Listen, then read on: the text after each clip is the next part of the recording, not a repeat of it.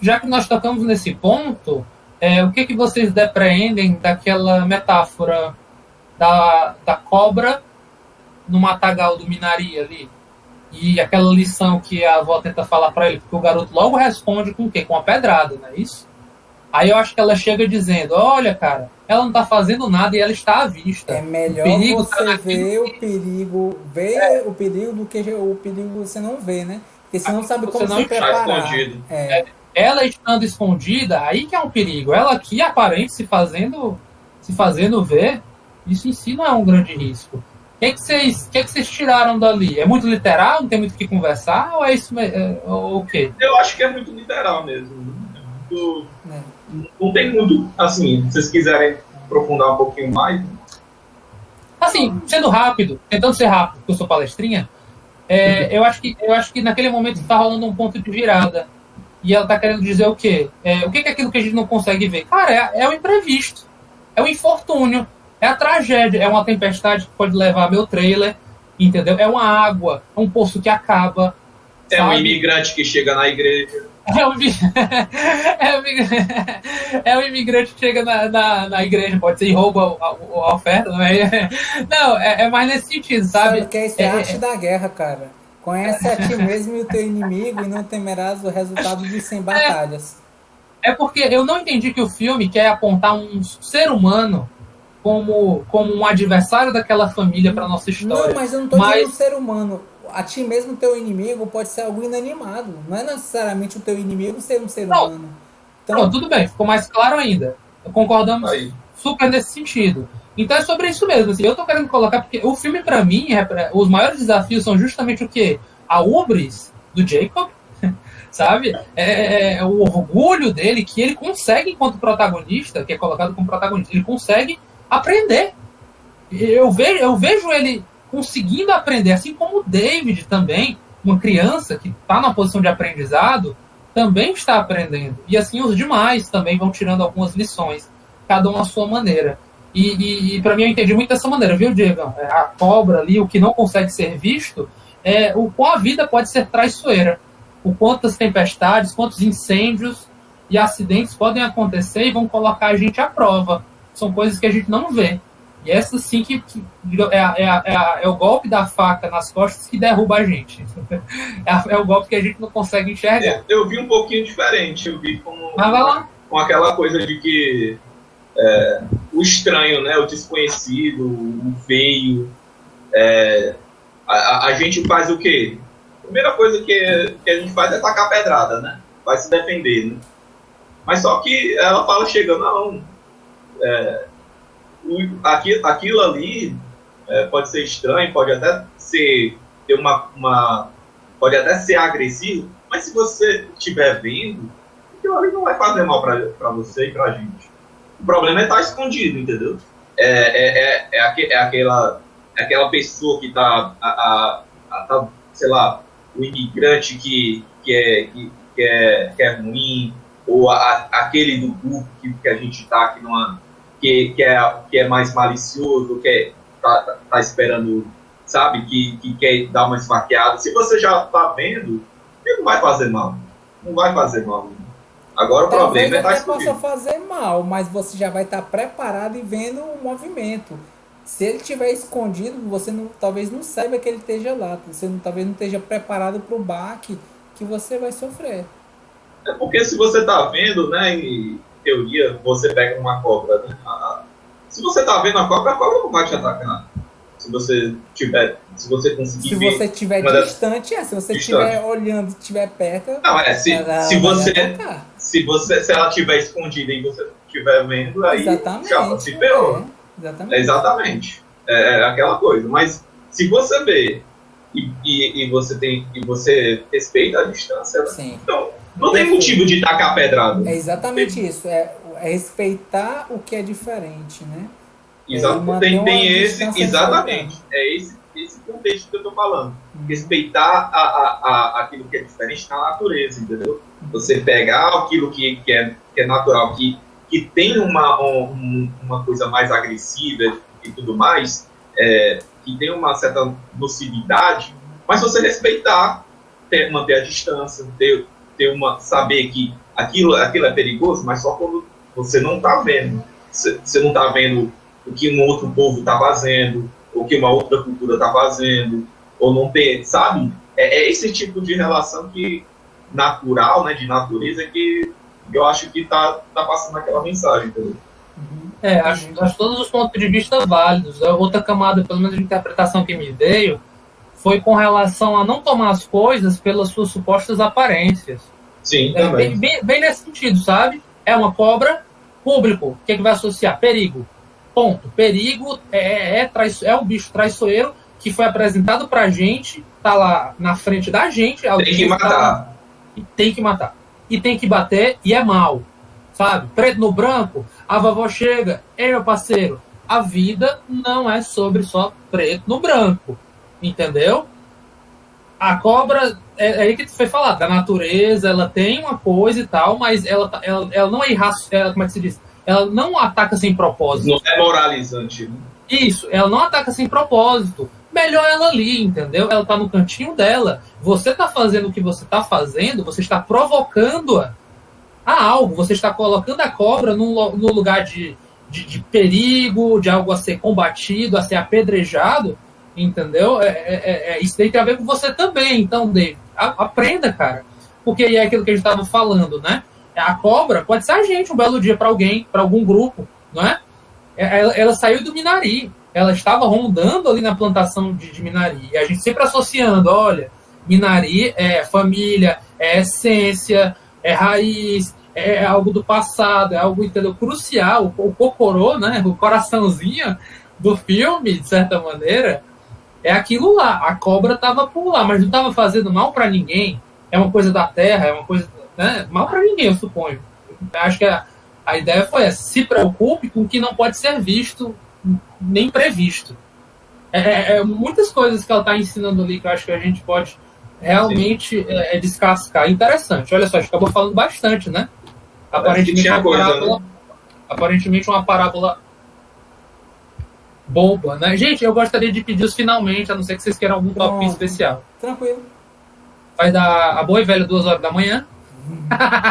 Esse filme já vai ser dividido em 45 partes. Opa. No mínimo. No mínimo, entendeu? Vai ser shorts, entendeu? Vai ser passa shorts, entendeu? Passa shorts aí na vida aí e tal. Vai dar um short passando na edição. O Meteoro já fez isso, cara. O Meteoro já fez isso. Meteoro Shorts, aí tem uma. Olha só, divulgando outros canais. Acho que o Meteoro tem uma capacidade de edição muito melhor que o editor, atualmente. Olha só. Cara, eles são cara e coragem, muito bom. O Álvaro, muito cara e coragem, fazendo as montagens, as colagens pra fazer animação, é sensacional. O editor daqui não é pago pra isso. Ele nem é pago, né? Ele nem é pago. É nosso. Pago não, é nosso. É amor, é investimento, né? É família, né? É família. É família. Tá aqui pelo amor, né? É família. A gente xinga, fica com raiva, fica examboado, né? Mas é família. É família. Ei, mas escuta, quem quer começar com os finalmente? Eu posso começar. Fala, Davi. Beleza. Se não tiver problema, claro. Pronto. Minhas considerações finais a respeito do filme, certo? Eu acho que, primeiramente, parabenizar a respeito a produtora A24, certo? Os quadros do filme, os takes, normalmente eu sou uma pessoa que não curto tanto os takes contemplativos, certo? Em muitos momentos eu acho que é até vamos dizer assim, uma forma de você tentar aumentar a fita do filme. Assim, a fita, vamos dizer, entre aspas, né? Aumentar o tempo do filme, mas eu não senti isso enquanto filme, sabe? Eu acho que os takes contemplativos são para exatamente... É um componente essencial do filme, né? É assim, é a terra em que eles estão agora. É a terra em que eles estão lutando para prosperar. Certo? Um outro ponto que eu acho interessante é o Brad Pitt, ele foi um produtor executivo desse filme, viu? Certo? Então, assim, por fim, né? Minhas considerações finais acerca do filme. Eu acho que é um filme que ele mostra as dificuldades dos imigrantes em solo americano, outros costumes, outra língua, eles tentando se adaptar. Os filhos vendo talvez de uma maneira mais simples, né? O pai sempre com aquela maneira um pouco mais positiva, ó, vai dar certo, eu vou prosperar, comprei esse terreno aqui, vai dar certo. A mãe de uma forma, uma maneira mais, ó, mas será que vai dar certo? De início, né? A gente se mudou para isso, para esse lugar. Isso, estou dizendo do ponto de vista inicial do filme, certo?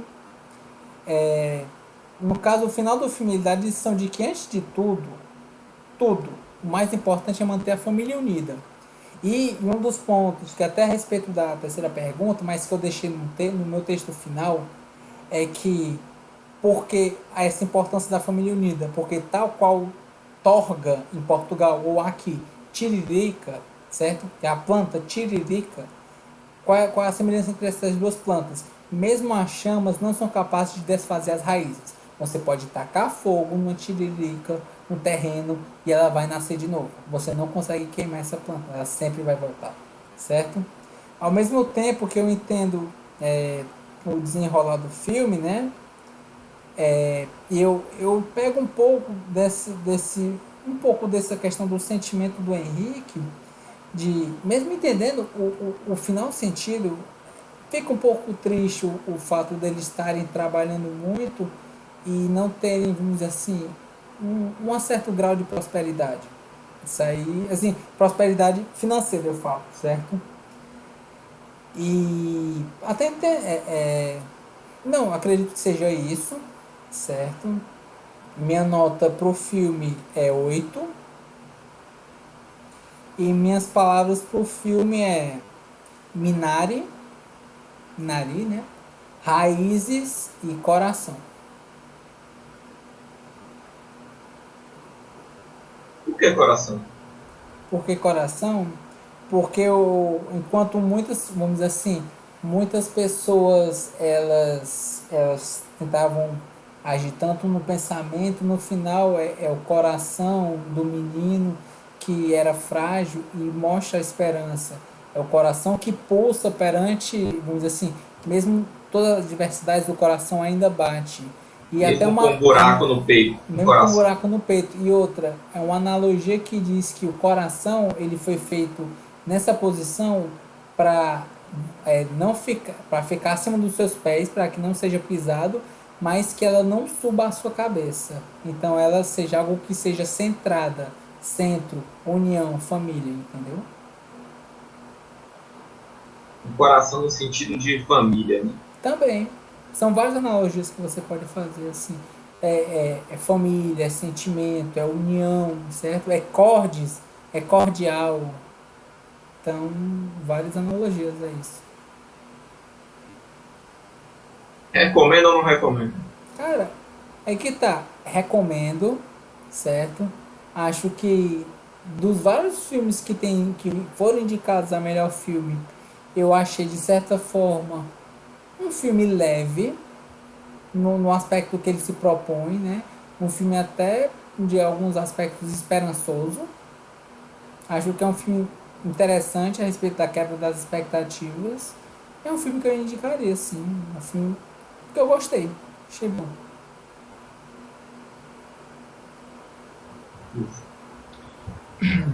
Justo, posso ir? Sim.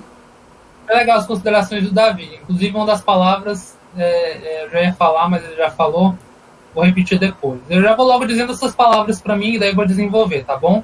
A primeira que me vem à mente, eu até repeti algumas vezes na minha fala, que é raízes. Esse filme para mim traz muito suporte com a simbologia plantação, planta, minaria, é uma planta, é o nome do filme. Então, raízes para mim é algo forte e é algo que está tentando ser conversado nesse filme, enquanto linguagem, enquanto camada.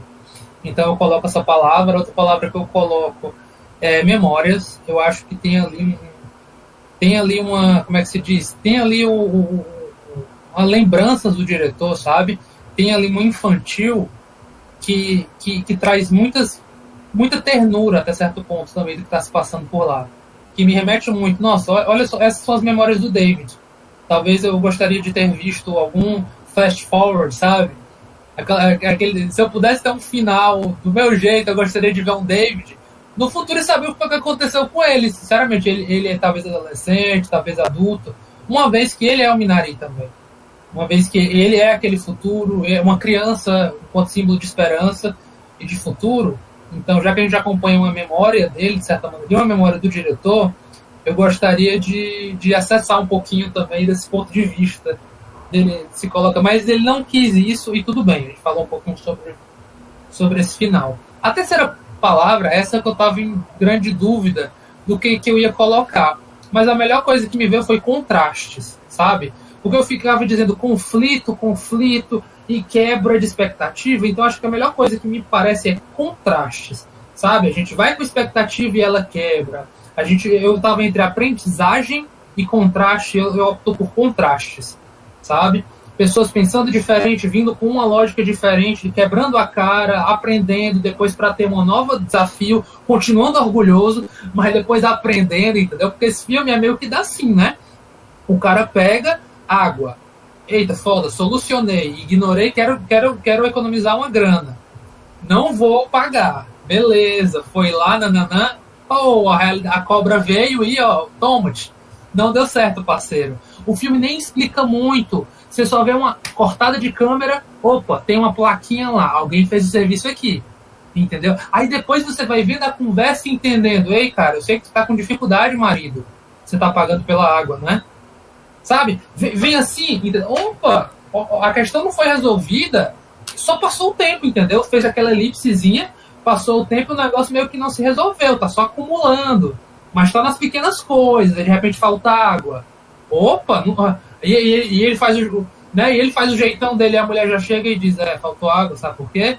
E, puf, explica pra gente, como se a gente, entendeu? Como se, só ele não se toca que a gente não sabe, entendeu? Explica pra avó, né, mas é pra gente. Explica pra avó que é pra gente, só ele pensa que a gente é bobo, dele fazer esse teatrinho aí, de se passar, como se a gente não soubesse da situação, o que tá rolando, entendeu? A gente tá pagando por água há um bom tempo. Os planos dele falharam, entendeu? Ele não foi tão esperto e tão inteligente como ele achava que era, para suprir aqui, para resolver esses problemas, né? E aí a gente tem aquele final em que ele finalmente cede a técnica dos norte-americanos de encontrar água. Sendo que a vovó sabia muito bem onde tinha água, de grátis, e onde podia plantar.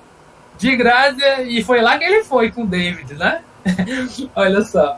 Então, essas lições que vão apresentando. Eu acho que eu já falei bastante aqui sobre o que eu achei. Eu gostaria de ter sido mais tocado por esse filme. Eu acho que tem a ver com o momento que eu assisti. Talvez não estava muito legal. Mas conversando aqui agora, ele ficou mais terno para mim. Ele ficou mais queridinho, sabe? Gostei mais da experiência após ter conversado com vocês. Apesar de que, tendo visto o filme, não foi possível acessar. Acho que a gente falou de muitas camadas interessantes aqui. Entendeu? Ele é um filme de delicadezas, de sutilezas, entendeu? A gente precisa realmente... Opa, vamos aqui. Isso quer dizer que é atrativo? Não sei. Depende da pessoa. É eminentemente subjetivo. Essa história te pega, não pega? Eu acho o seguinte. Eu acho que a gente está vivendo, por conta do que está rolando aí, surgiu aí um ódio, novamente, xenofóbico, aos orientais. Eu acompanho alguns artistas que trabalham em Hollywood, que fazem Daniel Wu. Eu trabalho a galera lá da Indonésia também, acompanho a galera da Indonésia, Iko Wise, a galera que tá no mais top. Mas o Iko Wise também tá fazendo umas merda aí. Não, tudo bem, todo mundo vai ter sua decadência, cara, entendeu? Você vai ter um milhozinho no café, parceiro. Sempre vai ter. Você vai ter um milhozinho no café. Então, mas o que eu quero dizer com isso? Realmente, cara, reacendeu nos Estados Unidos um ódio cultural pelos asiáticos. Então, eu acompanho nas redes sociais, então está Daniel Day-Kim. Quem lembra quem é esse cara, Daniel Day-Kim. Ele foi, acho que ele tá lá em Lost, e ele também teve uma época em Star Trek. É um carinha até meio famoso assim, um coreano também famoso. Ele se tornou político, eu acho, e eu vi uma fala dele muito poderosa. O que estava acontecendo? Velhos asiáticos, cara, estavam sofrendo ataques aleatórios, de empurrões e encontrões, entendeu? Nas ruas dos Estados Unidos, acho que é principalmente Los Angeles. Sério mesmo, a ponto de, eu acho que em um mês eles estavam contando, olha, 25 idosos, sendo que tantos deles morreram, e os asiáticos lá preocupados, entendeu? Olha, tá rolando uma nova onda de ódio para com os asiáticos. Coisa que o miserável do vírus trouxe. entendeu? Também, o que e outras coisas que a gente sabe muito bem que são, né, parceiro? Enfim, ficar dizendo, é o vírus blá de tal canto, e todo esse amálgama trouxe esse ódio, né? Chacoalhou o ódio, e pessoas asiáticas estão sofrendo ali nos Estados Unidos. Então vem Minari para falar um pouco dessa história. E, cara, a gente tem dignidade, a gente veio aqui seguindo o sonho. Vocês que estão todos aqui, é aquela velha história. Os donos dessa terra são os indígenas do meu ovo. São os povos originários. Ninguém gosta desse papo, né? Ninguém gosta muito dessa conversa, velha história. São mortos, estraçalhados até hoje. Genocídio para comunidades originárias. Se a gente for falar sério e grosso sobre isso. Mas, enfim, a galera quer se colocar como puritano, dono da terra, e o legítimo dono. Enfim. E o Minari, olha, eu tenho tanta dignidade como você. David tem muito tamanho de dignidade quanto qualquer um que está aqui. E assim, gente, é isso aí, falei demais já. Nota 8, eu dou 8 pro filme, já falei as palavras, recomendo sim, não sei se esse filme vai sobreviver, para mim é um teste do tempo, se vai ser algo que eu vou lembrar com ternura, a ponto de lembrar de recomendar daqui a 10 anos talvez, ou se é algo que vai se perder em meio a tantas obras. Esse é o meu receio para com esse filme, o sentimento meu. Tá? Só uma liberdade que eu tomei também numa pesquisa que eu fiz, aquela questão do graveto, né, que o pessoal fala para achar água, isso aí o pessoal que é adepto à radiestesia, viu? Quando você pega a forquilha e aponta. Aí que tá, cara, isso aí é de origem, isso é origem grega, cara, isso é antigo. É grega? É grego. Ai, na minha cara. Olha não, mas aí, é ciência ou é pseudociência? Aí que tá, tem gente que a ciência até hoje não conseguiu comprovar se essa técnica realmente funciona. Algumas pessoas que fazem conseguem achar. Aí que tá. Como é que a gente pode... Mas isso é ciência, Davi. Algumas pessoas tomam chá quando estão com vírus e foi o chá, então, sabe? Acho que a gente precisa ser mais preciso que isso. Daí por isso minha pergunta, entendeu? Eu acho que pode ter, talvez, será uma correlação que os gregos descobriram, que talvez não conseguiram explicar pela luz da ciência, mas que tem um sentido. Isso aí é algo realmente a se pesquisar. Talvez. É porque essa questão da radiestesia, é porque a questão do graveto você segura e você consegue, teoricamente, né, se eu estiver falando uma besteira... Tem uma força, né? É a questão da força gravitacional e a radiação, né, que emana. Só que assim, um engenheiro já chegaram a fazer testes e como não é difícil encontrar a profundidade de até 200 metros, fica parecendo que o método funciona. Mas já fizemos vários testes e a forquilha nunca deu resultado. Aí que tá. Em alguns casos, eu já cheguei a ver também a informação de que deu certo e outros não. Aí você dizer pseudociência, cara, eu vou dizer, talvez seja, mas eu não tenho bagagem científica para falar a respeito disso não. Então... É porque é aquela coisa, né? Você não vai reduzir todo o estudo de geologia para uma coisa de graveto, né? Esse é o ponto. Mas é aquela história do lado do sertão do velho que olha pro céu e diz: vai ser um inverno bom. E ele acerta, né? E dá certo. Pois é, olha aí, tá vendo? Tem, alguma coisa ele sabe que a gente não sabe e tem aquela coisa, né? Exatamente. E a gente pode dizer que isso é pseudociência? Talvez. Pois é. Cara, a gente pode dizer aí que tá, você é o chato da parada, entendeu? Eu acho que esse é um ponto interessante. Eu acho que tudo bem, já tô acostumado a ocupar esse espaço. Não depois de mim. Não mesmo. Essa honra é só sua. Não, mas você tá coladinho comigo aqui. Que delícia, hein? Ui, como é que ai, que absurdo, oi, que delícia, ai, que delícia, oi, que absurdo. Enfim. Não, então, isso é um fato interessante que a academia conversa e discute, que é sobre a sabedoria popular. Costumes, entendeu? E digamos assim, dessa pessoa que não estudou, digamos assim, a ciência, que é a meteorologia, o caramba 4, que de alguma forma, com a sua vivência e com o que ela aprendeu, ela consegue fazer leituras que talvez ela nem seja consciente dessas leituras, para dar um veredito, dizer, vai ter um bom inverno. Para dar esse exemplo, entendeu? Isso a galera coloca como sabedoria popular. É um sujeito que nem sabe, mas ele pode ter uma percepção apurada, né, que não precisou ser do saber escolástico, né, não precisou passar por livros e por instrumentos, ele consegue fazer essa leitura e interpretar o mundo. É científico, não é? Olha, é uma forma de saber. É isso, entendeu? É um tipo de saber. É colocá-la mais ou menos nesses termos. Para saber realmente o índice de acerto, aí precisa do crivo científico de dizer quantas ele acerta e quantas ele erra. É aquela história. Precisa ter um comparativo. Aí vai dizer, não, ele tem uma taxa de 70% de acerto mediante condição. Aí vai começar a entrar no mérito da ciência. Né? Então é só para trazer esse papo chato. Tá? É chato porque, né, tá acabando aí é chato, mas é necessário. Tá acabando as pesquisas, né?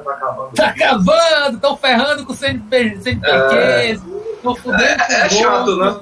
É chato porque como é que vai ter pesquisa se tá acabando, né? É verdade. Porque o que eu acho interessante são estudos que não desvalorizam, mas é aquilo que eu estava falando até pro Davi, olha, a radiestesia pode ser que seja, não sei, porque eu não sou profissional, pode ser que seja o princípio de algo que se pensava teoricamente no momento do pensamento humano, mas que, né, epistemologicamente foi sofrendo alterações e ele era só um princípio e se chegou a outro mais complexo, mais pesquisado, mais comprovado. Isso é a história da ciência. Não tem nem o que discutir. Isso é a história da ciência. Forçabilidade, né? O teste para saber se pode dar certo ou não, né? Pelo sim, pelo não, a gente faz testes para saber se você fala ou não. Sim, a forçabilidade é própria realmente da ciência. Por isso precisa fazer esses comparativos. Né? É que nem a história das previsões. Qualquer tipo de previsão, qualquer tipo de larápio, gente que se aproveita dos outros. Ah, tá vendo aqui o fulano de tal, eu fiz uma previsão e deu certo. Massa! Agora compare com quantas previsões você disse que dá certo, entendeu? Quantas vezes você fez previsões de que algo vai acontecer e deu errado? Na verdade, previsão, eu tenho uma visão muito, muito de assim, não é certeza, uma análise, muitas vezes com base científica, eu dou previsão do tempo. É algo que possivelmente vai acontecer, mas não é certeza. Não, mas então, sobre previsão do tempo, a gente vai ter muitas variáveis, mas muitas variáveis mesmo. Cálculos complexos de estatística. Exatamente. Sim. Mas sempre você percebe que é de previsão também, né? Lembrando que é uma previsão. Cara, mas olha o que a ciência diz. A ciência diz, eu não vou te dar um diagnóstico certo, porque exatamente. A gente coloca sempre que é possível que falhe. É possível que vai ter... Aí vai colocar, olha, minha métrica, minha metodologia tem tantos % de dar erro, entendeu? Foi testado e... Olha a diferença. Você já garante que pode dar ruim. Você previu, inclusive, que pode dar ruim. E tudo bem. Porque são fenômenos complexos de múltiplas variáveis. E tu sabe quando a previsão que a pessoa fala e dá certo, sabe como a ciência trava? Não, tem uma análise para isso. O pessoal fala assim, análise quente e análise fria. Análise quente é uma coisa que está na tua frente. Tu percebe de cara. Análise fria é você jogar algo genérico e a pessoa acredita. Mas depende do estado da pessoa, da relação com o outro que está falando aquilo. Você acredita no que ela quiser. O que ela quiser que tu acredite, tu acredita. Então, esse papo aqui vai para outra área. Eu queria encerrar o assunto, porque eu não sei o quanto é ciência na história do gravetinho, ou se é pseudociência. Mas eu tenho certeza. Eu quero. RPG eu acho massa, pode fazer. Mas tenho certeza que é mais ciência que terraplanismo. Isso eu tenho mais certeza. Eu vi um documentário, cara. Eu levei umas 3 horas pra assistir porque eu pausava pra rir. Não me aguentava não. Ai, cara. Que triste, hein? Eu pausava de desgosto. Eu ri muito, cara. Uma tristeza no coração. Diegão, finalize essa amarração que é Minari, cara. O que foi Minari, né? Eu queria primeiro tentar responder as perguntas para depois chegar nas minhas conclusões, né? E, na verdade, responder não, né? De explicar, né, as provocações e o que eu senti, né? Eu dei uma leve explanada, né? Eu acho que a gente não discorreu tanto, né? Eu acho que a gente tocou muito nesse assunto várias vezes, da incoerência barra coerência da relação dos dois, dos patriarcas, né? Da matriarca, né? Das matriarcas, né? Do patriarca, que tem essa dificuldade de amar a América, odiar a Coreia, mas ao mesmo tempo não desapegar, né? Não perdeu aquele desejo de ainda continuar desfrutando, né? Eu ainda fico muito questionado, assim, eu acho que talvez seja até a intenção do filme, né? Mas me dá essa sensação de como é realmente isso, né? Não tá claro o quanto eles amam a América, não tá claro o quanto eles amam a Coreia, né? Ou se eles odeiam, mas no fundo gostam, inconscientemente. Quer dizer, tem coisas ali que tá para além do filme, né? Eu acho que quando o filme tem essa proposta de trazer a América com todas as questões de meritocracia, né? Todas a vida dos sonhos, a vida das realizações. Eu acho que tem muito essa coisa do filme para dizer o quanto tem um lado bom e tem um lado político, tem um lado ruim dessa história, né? Assim como também tem um lado ruim da Coreia, que eles não falam tanto, e ao mesmo tempo eles conseguem preservar o que é bom, né? Nas histórias deles, da família, da construção de tudo, né? Então é meio confuso, assim como esse próprio movimento de estrangeiros, né? Não tem a gente abraça, sei lá, o africano abraça a cultura africana, mas aí alguns não abraçam tanto. Sei lá, o italiano vem com esse mesmo processo de querer fazer aqui no Brasil, fazer fazenda, né, ser dono de terra, e abraça também um pouco dessa coisa da cultura italiana, mas também carregam muito da terra, né, dessa coisa do Brasil. Então, assim, essa coisa do estrangeiro que desapega, mas ao mesmo tempo desapega da terra natal, vem na dificuldade, né, na questão de como foi difícil, mas ao mesmo tempo, poxa, mas ali tinha alguma coisinha que, né, vou querer resgatar aqui pra cá, né, nessa terra daqui. Então é confuso e ao mesmo tempo é interessante, né, assim, em todas as culturas, não só nesse filme, de como tem essa questão do apego e do desapego, né, porque para você sair da sua terra, você precisa ter um sentimento muito forte, né, de desapego, né, daquilo, né, das suas origens, da sua cultura, do seu idioma. Então aí quando você vem para cá, para outro país, né, vem aquela coisa, poxa, mas tem aqui o macarrãozinho, tem aqui, sei lá, tem aqui os meus costumes aqui de religião, que eu gostava tanto. Então, assim, eu sinto que talvez você faça parte do filme essa confusão, né, de como é a origem desse povo que faz esse êxodo. Indo para a segunda pergunta, eu acho que essa pergunta para mim é a cara da meritocracia. Eu acho que é muito isso, né? Você não importa o quanto você trabalhe, não importa o quanto você sabe tenha qualidades, o que importa é se você dá resultado. Se você der resultado, não importa, entendeu? Não importa se você é macho, se você é fêmea, sabe? Se você dá resultado, você é útil, entendeu? Você não vai ser descartado. Então é muito uma lição de moral para o garoto, né? Para entender, olha, filho, aqui nessa terra, você só vai ser reconhecido se você der resultado. Se você não der resultado, a gente não é reconhecido. A gente vai ser um nobody, vai ser deixado de lado, vai ser, sabe, deixado. E essa é o questionamento, né, deixa muitas vezes, né? Do que a meritocracia é isso. Você precisa dar resultado, você precisa mostrar aquilo.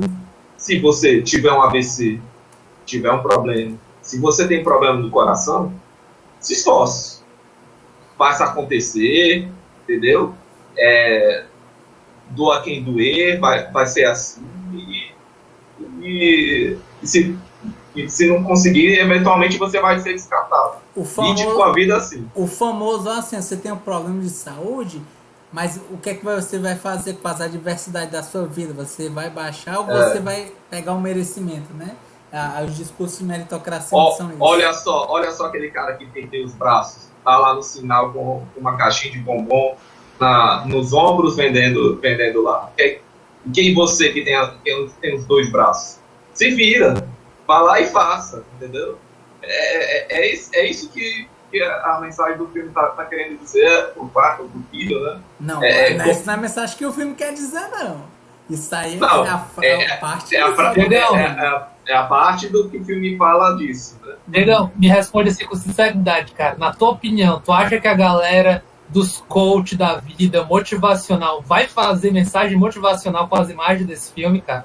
Com esse filme, tu acha que vai sair daí uns motivacional, mas para justificar capitalismo, justificar produtividade, justificar uns vícios que esse filme apresenta como vícios que transparecem, tu acha que vai ser utilizado, cara? Não vai ser utilizado. Sabe por quê? Sabe por quê?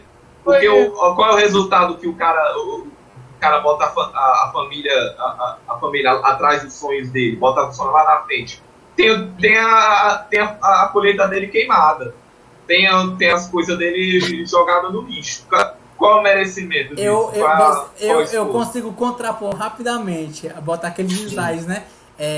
Por que Minari? Por que deu errado? Aí o cara vai falar estudo de mercado e vai botar vários slides, né? O think positive, que somente ele pensava e a família não. Cara, tem. Eu te digo que tem. Eu penso em várias formas, mas eu não quero dar pano pra manga pra fazer isso. Então, assim, na minha mente eu consigo fazer, mas eu não quero fazer. Não, dá pra fazer.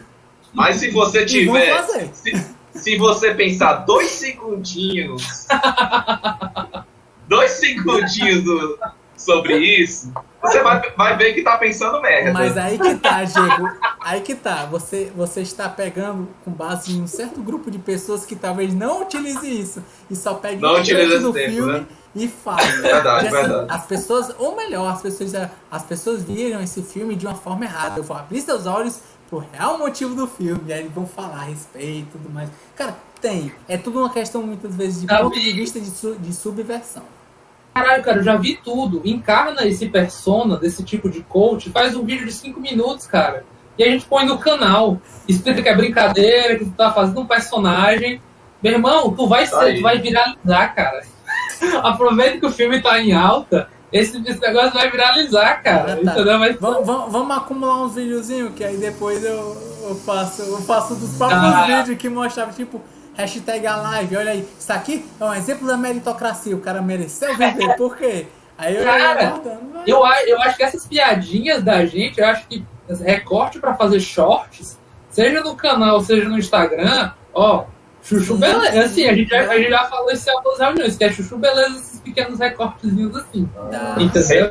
Sempre bom recortar. Se quiser, a gente te ajuda até no roteirinho, Davi. Aí tu interpreta, cara, esse coach motivacional direto da Fazenda Minari lá. Fazenda Minari. Eu penso várias coisas. Mas eu acho que a gente pode acumular uns videozinhos, porque vai pegando os vídeos já cortados. Ó, vou mostrar isso aqui, vai ser da meritocracia no Tripla Ameaça. Por que Tripla Ameaça é um filme meritocrático? Aí vai lá. Aí, mereceu. Uma abordagem epistemológica. Mereceu perder a mulher por quê? Porque não atirava bem, né? Tipo isso, né? Se você tivesse esforçado mais, Se ela tivesse coisa. esforçado, se tivesse acordado mais cedo, visto toda a confusão, teria se escondido antes. Mas Poxa, isso acorde isso cedo. daí, Acordar cedo salva vidas. cara, é uma invenção perfeita. A análise pseudo-cinecultizeira do Cineclube passa mal com um deboche de um coach de fracassos, entendeu, cara? Se fundem e dá isso aí. Detalhe, dá pra fazer isso. É isso aí. Eu tenho um estantezinho pra botar um monte de livro, a dizer que é aquela coisa. Muito bem. Bom dia. Vou mostrar pra vocês essa obra. Aí eu ia falando. Aí é um show à parte. Vai alimentando essa semente. Vamos plantar essa raizinha aí, viu? Vamos alimentar esse negócio aí. Mas beleza. Diegão, você estava falando, eu te interrompi, fiz essa digressão, mas continue, por favor. Não, é só voltando à digressão, eu acho que esse tema é um pouquinho difícil para Rústico e botar essa questão da meritocracia por causa dos contrapontos, né? Que ele mostra o quanto é falho, né? A forma, né? dos processos, né? O quanto é falho sim, a construção, né? Dos resultados, das questões que as adversidades em si, né? Então isso são coisas que são meio que anti-cult, vamos dizer assim, não tem essa ele vai contra a ideia do sonho americano, entendeu? Ele começa com a ideia do sonho americano de vender para você é só esforço, é só a construção, né, do sonho, importa e tudo mais, e ele vai lá e fala, não, o que vale é salvar a mulher, o que vale é a vovó voltar daquele surto que ela teve, o que vale são essas coisas, entendeu? Então, quando você olha a ideia de priorizar os resultados, né, priorizar o sonho, né, vamos dizer assim, é até a resposta para a minha quarta pergunta, né? Quem é que persegue quem, né? Qual é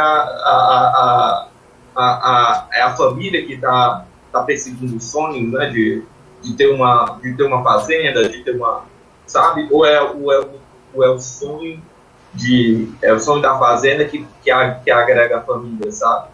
Que sabe que junta, né? Que faz acontecer. Eu acho que no final é o contraponto, né? Quando o Jacob é muito mais o sonho acima da família e a mulher é muito mais a família acima dos sonhos, né? Tanto seja dela ou do marido, né? E aí o filme chega com a resposta, né? Não, é a família, entendeu? Não importa, o sonho é importante, tanto é que ela vai lá e vai dar o apoio, ainda continua com ele para escolher até onde vai ser cavado o poço e tudo mais, está ali com ele do lado, mostrando que está apoiando o sonho, né? Mas acima do sonho está a família, sim. Tá o amor deles, tá as questões, né? E tudo mais, né? E ainda para a terceira pergunta, né, sobre o Minari, acho que a gente até já falou muito disso, né, que Minari são eles, né? A Minari é o coreano que chega, não tem uma terra certa, se planta em lugares errados, e aí com a naturalidade que vem uma terra mais propícia, chega e desenvolve sem precisar de esforço nenhum, sem precisar de grande esforço para existir, né? Para se manter em si, né? Então eu vejo muito isso, né? Não só as famílias coreanas, né? Mas acho que com a imigração em si, né? O imigrante em si, né? Tem muito essa ideia, né? No filme. É por isso que para mim o nome tem muito simbolismo, né? Bom, aí vamos para as considerações finais. Eu comentei lá no grupo, né?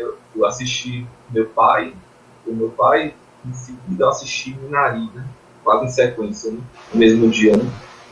E aí eu tava assim, meio desgostoso com o meu pai, porque eu queria ter, sabe, sentido mais as sensações, né, do sentimento, né, sentimento ruim, o sentimento, sabe, de sofrimento, né? E aí eu olho para esse do Minari e me veio, assim, a mesma sensação que eu tive com assuntos de família, sabe? Quando, sabe, das relações de afeto, as relações que não são muito, como eu poderia dizer, não são muito bonitinhas, né? O seu pai chegar e falar, olha, filho, os frangos são descartados, eles morrem, entendeu? Não é bonitinho isso. Não é aquela coisa de que, olha, os frangos, eles são, sabe, isso aqui é uma fumaça aqui do processo que eles têm de, sabe, tentar enfeitar para ocultar. Não, é duro, entendeu? A vida na fazenda é dura. Tem que ensinar para esse moleque que é dura a realidade, né? E aí vem toda aquela construção de memória, né? Aquelas questões de afeto da avó.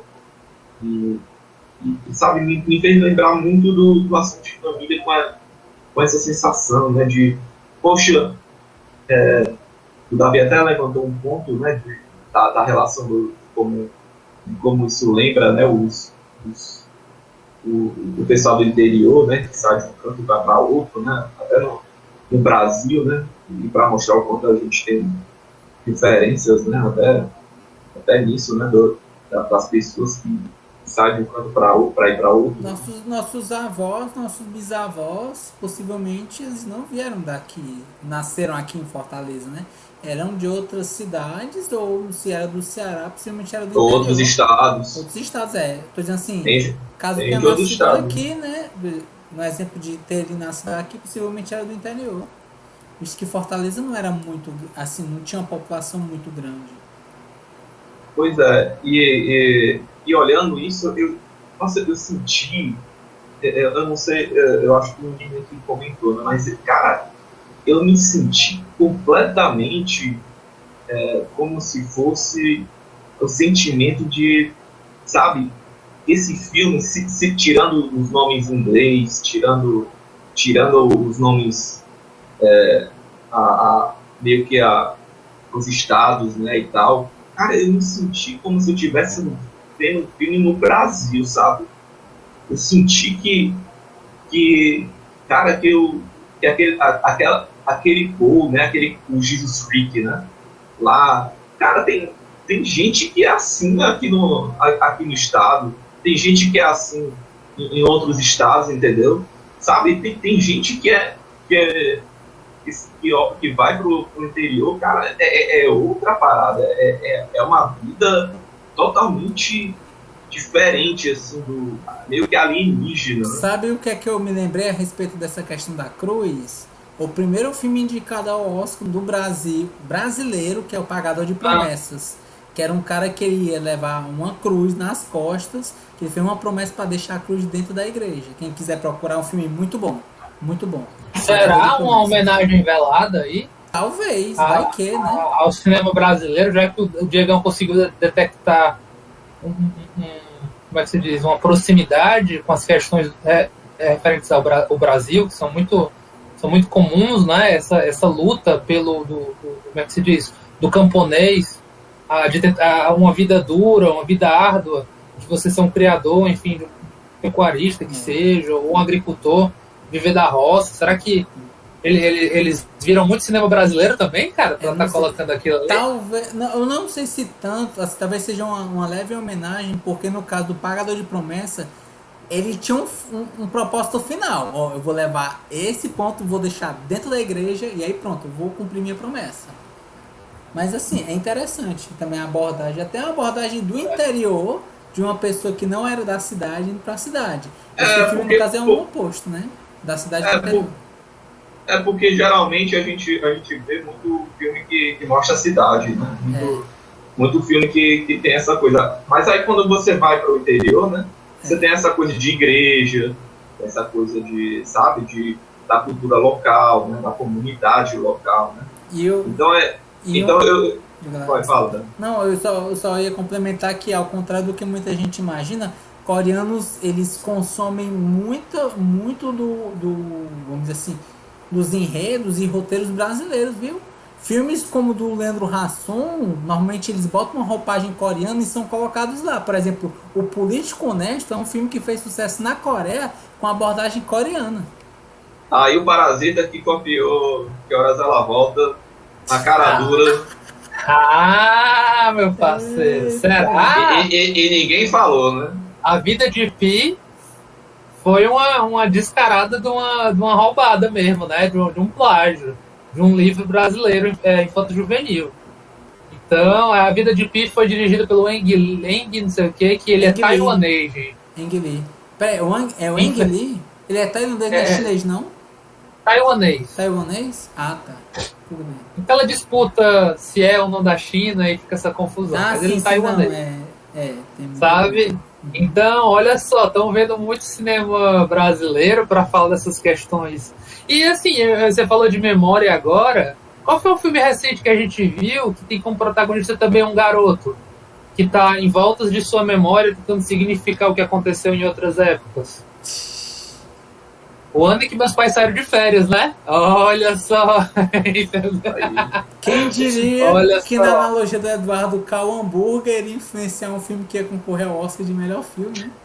Não, cara, eu tô tirando um sarro só mesmo pelo prazer do exercício, sabe? Da provocação que o Diegão colocou. Eu não acredito muito nisso. O que eu acredito é, gente, por que não essas histórias não podem ser tão parecidas? Por que não, entendeu? Sabe? Tem muitas realidades que realmente vários seres humanos compartilham, e acho que dessas daí, e acho que por isso tornam algumas histórias tão poderosas. Porque se fosse assim, se fosse uma família de italianos vindo para São Paulo e do lado do interior. Exatamente. Cara, eu acho que ia ser a mesma história, entendeu? Ia ser as mesmas questões, só ia mudar o quê? Língua, as comidas, questões culturais. Quer dizer, ia ser um povo que ia estar indo para a igreja, que ia ter, sei lá, as suas desavenças, ia estar questionando, a gente veio para a cidade, a gente ia estar fazendo tal coisa, e tem as crianças e tal. Cara, aquele contexto, até aquele carro, né, aquele carro velho, né, assim, dá uma sensação de, sabe, daquele Brasil antigo, assim, de coisa de memória, né, e tal, da lembrança sabe, de um lugar que assim, não tem tantos recursos, que não tem tanta, sabe, que você tá ali tomando banho de cuia, sabe, essas sensações, assim, de que a gente, assim, não parece ser um filme americano, né, assim, né, aquele filme tradicional, né, que tá lá o pessoal lá, que tem um quintal, tem um churrasco, tem lá a casa lá, que tem um jardim, né, uma frente e tal. Cara, não é assim, não é esse tipo de filme, né? É muito, não sei, me deu essa sensação que nem quando foi assunto de família que a gente falou que, poxa, é um filme que assim, que é estranho no Japão, que parece que tá sabe? Parece um brasileiro. Parece que japoneses viram nosso cinema também e se preocupam com questões tão caras à nossa cultura do cinema, né? Que se importam com questões de família, se importam com questões de, sabe, daquela coisa de sei lá, o contato com a avó, o contato com o pai que tá ali se esforçando, sabe? Dá essa sensação meio que desse sentimento. Eu não sei se vocês tiveram esse sentimento no próximo. Não, eu entendo, que questionam também os vícios do nosso sistema econômico. Sim. Sabe? Não se furtam a falar sobre discrepâncias sociais, né, distinções de problemas de classe. Poxa, a gente acabou de falar sobre... lá nos meus pais tiraram férias. Imigrantes sendo abordados também. O Shlomo, A gente ficou falando muito sobre a comunidade do judaica, não foi? Mas também teve o menino lá, o Caio Blá, que também era o italiano. Sim, como italiano, e trazendo esse contraste aí de culturas que se encontraram aqui de alguma forma no Brasil. E sim, tem diferenças culturais que a galera consegue identificar, a ponto de dizer, esse é de italiano, esse é judeu, e assim, ter que trabalhar com essa diferença de alguma forma, né? Teve lá a história também da despedida, né? Isso, a gente também conversou muito sobre, poxa, como é que é o dilema de alguém que pode estar esquecendo das suas raízes, de certa maneira, que encontra numa viagem para ver sua querida vovó de novo, né? Uma vovó muito querida, da possibilidade de perdê-la a qualquer momento, ela vê também nisso uma oportunidade de resgatar a cultura antiga dela, que ela pouco teve acesso, pouco se lembra, mas que os pais querem negar, que os pais querem esquecer. Se fui pobre, se fui chinês, não lembro. um pouquinho disso, né? Nem lembro. Né? Não quero muito falar sobre isso, mas tem um pouquinho dessa conversa também, né? Mas um pouquinho diferente da despedida, que é uma coisa que você sente mais China, né? Sente mais apesar que tem um pouquinho meio que daquele afeto brasileiro, né? Mas você sente pelo ambiente, né? Tem até piadas, mano. Tem até piadas que você fica, caraca, mano, a galera tá botando boneco na festa, mano. Então é aquelas coisas bem constrangedoras. Se liga.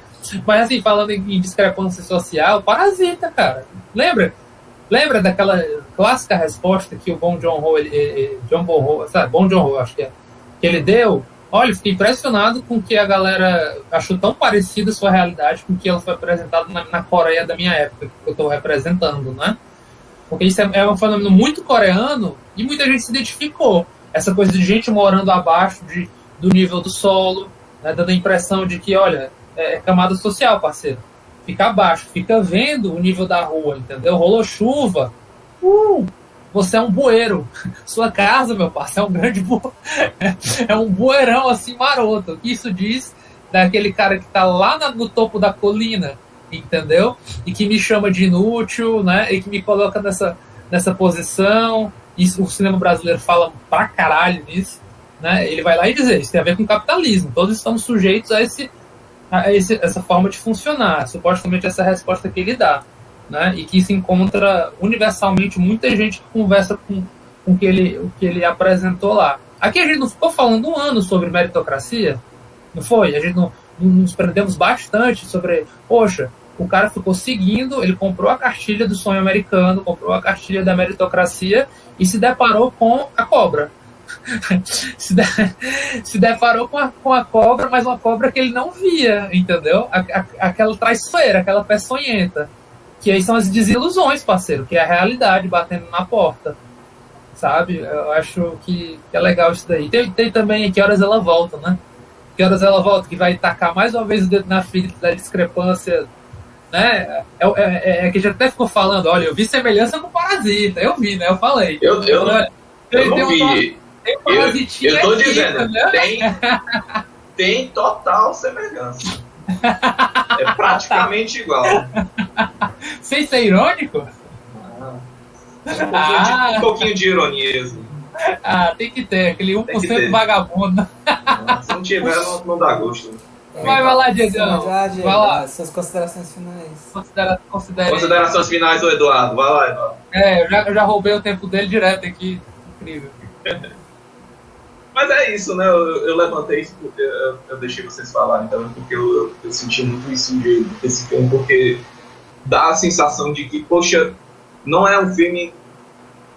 É um filme americano, porque fala que são americanos, mas ao mesmo tempo podia ser um filme no Brasil, entendeu? Podia ser um filme sei lá, na Europa, podia ser um filme, sabe, em qualquer outro canto do mundo. Eu acho isso muito interessante, sabe, dessa coisa porque o sofrimento, né, não só o sofrimento, né, mas a estranheza, né, da cultura, a estranheza do ambiente, né, eu acho que é um sentimento que deixa transparecer, né,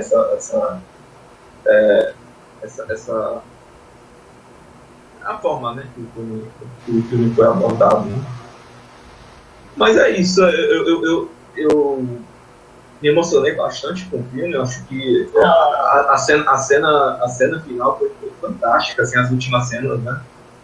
Acho que tudo que eu não senti no meu pai, eu senti nesse do Minari. Acho assim, fantástico mesmo. Achei assim, até um pouco,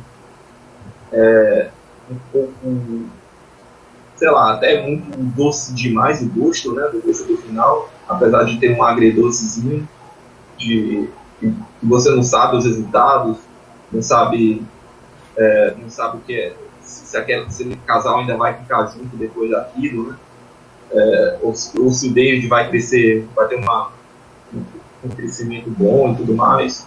Mas não importa, entendeu? Não é sobre isso, é sobre como eles estão ali e vão continuar naquela terra e vão seguir, né? Vão continuar crescendo de alguma maneira, né?